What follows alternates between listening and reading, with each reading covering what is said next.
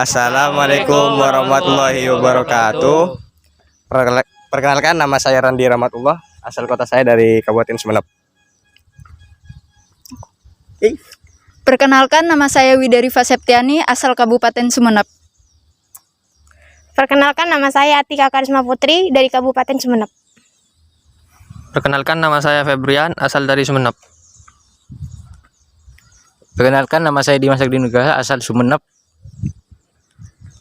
Perkenalkan, nama saya Dimas Widiansyah, asal dari kota Sumeneb. Perkenalkan, nama saya Imsuri Alfendi Fasya, asal kota saya dari Sumeneb.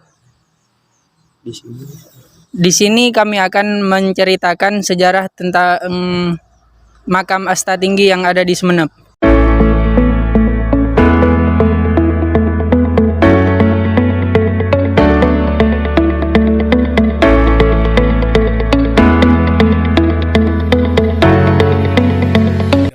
Bangkalan, cucu dari Bangkalan ini masih ada silsilah dari Sumeneb.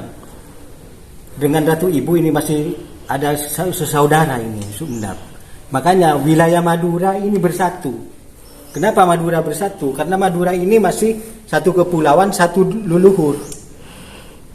Makanya ada Bangkalan, cuma rasnya, cara bicaranya lain.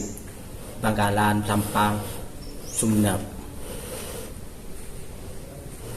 Makanya yang paling keras dari Bangkalan, yang kedua Sampang, yang ketiga Pamekasan, yang paling terakhir Sumeneb harusnya. Karena punya silsilah juga yang lebih dekat dengan Pangeran Solo dengan Jogja. Karena Sumeneb itu melampaui Indonesia sudah nasional ini Sumeneb kerajaannya.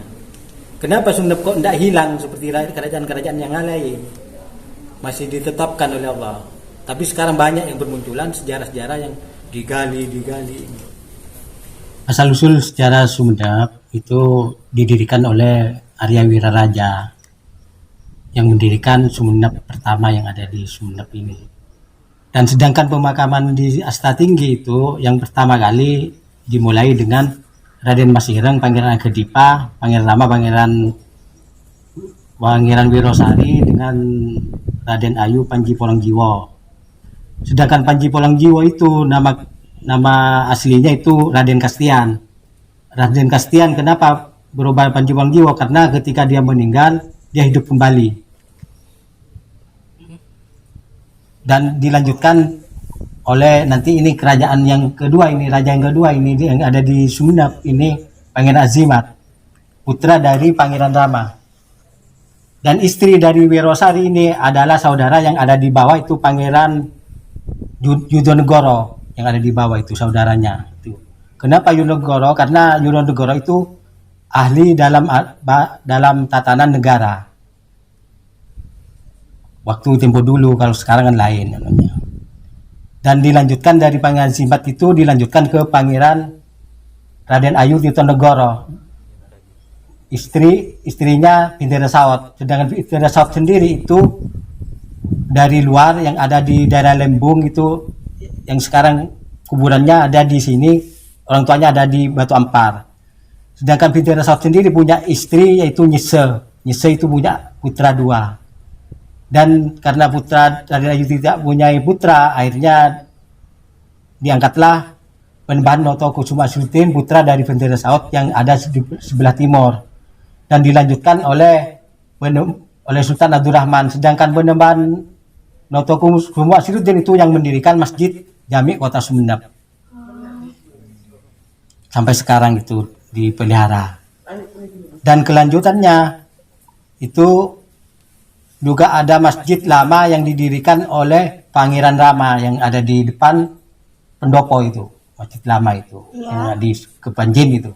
Itu didirikan oleh Pangeran Rama. Pangeran Rama sendiri itu adalah sesepuh yang ada di Kabupaten Sumeneb yang memberi ujangan-ujangan yang terbaik tentang Sumeneb. Kenapa Sumeneb ketika ada masalah tidak begitu antusias? Kita adem-adem saja. Kenapa? Kita berpikir lebih logis, lebih realistis. Karena apa? Sumeneb itu adem dan ayem. Makanya orang Sumeneb tidak mau gini. Makanya banyak yang Sumeneb menjadi pejabat-pejabat yang ada di Jakarta sana.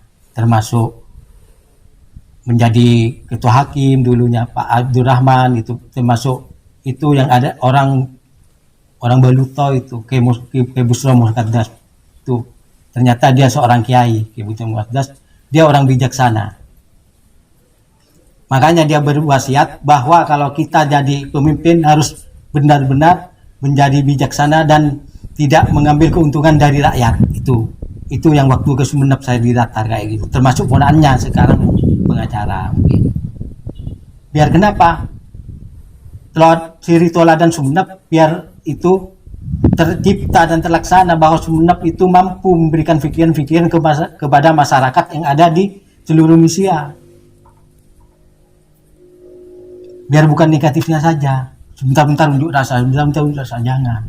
Kita berpikir dulu, sebagai mahasiswa berpikir dulu, eman-eman. Mahasiswa juga berbutuh pemikiran yang lebih panjang, bagaimana menciptakan Sumeneb lebih maju, bagaimana Madura lebih maju, lebih religius, lebih bagaimana. Rencananya kan kepulauan mau dijadikan tempat wisata. Tapi bagaimana untuk menciptakan mahasiswa-mahasiswa ini terangkat? Bagaimana caranya? Ya tatalah di kepulauan di Sumeneb, tatalah di kepulauan yang ada di Madura ini. Biar nampak lebih indah dari yang lain mutunya. Biar banyak didatangi oleh investor-investor luar dan asing. Tapi kita harus ada berhadapan yang terbaik. Jangan memberikan yang tidak terbaik. Sekarang itu banyak yang menjadikan pemimpin-pemimpin untuk dirinya sendiri, cuma itu. Kasihan. Cuma sementara katanya itu. Oke, Busro. Eman-eman generasi muda sekarang harus antusias untuk kita ciptakan. Sampian umur sekarang 4 tahun kuliah, sampian harus bisa menciptakan bagaimana itu. Berpikir itu. Insya Allah Sumeneb dan Madura yang terbaik nanti. Tuh. Mungkin zaman-zaman sampean nanti Sumeneb bisa berpecah 2 kabupaten, bisa menjadi provinsi. Kalau sekarang mungkin tidak, 5 tahun ke depan mungkin dari 2024 atau 2030 bisa pecah provinsi karena perbanyakan penduduk. Pemikiran-pemikiran ya sampingan semua itu. Mahasiswa ya, tapi yang positif lah anunya. Karena harta yang ada di Sumeneb itu pospatnya Mas 3.000 hektar ini sudah ketemu. 3.000 hektar, bukan 2.000, 3.000 hektar seluruh Madura, yang banyak di Madura, yang banyak ini. Pospat sekarang, kenapa pospat itu sebenarnya memberikan pupuk sebagai tanaman untuk bisa subur atau buat semen untuk ini. Yang di luar sudah banyak yang kering pospatnya. Sekarang yang diatur ke Sumeneb pengambilannya. Kenapa saya tahu? Karena saya pernah ikut itu, yang dari Jakarta ikut itu Mas untuk penelitian ini. Pospat yang bagus itu di Kangian. Berapa persen? 90% kalau tidak keliru kualitasnya.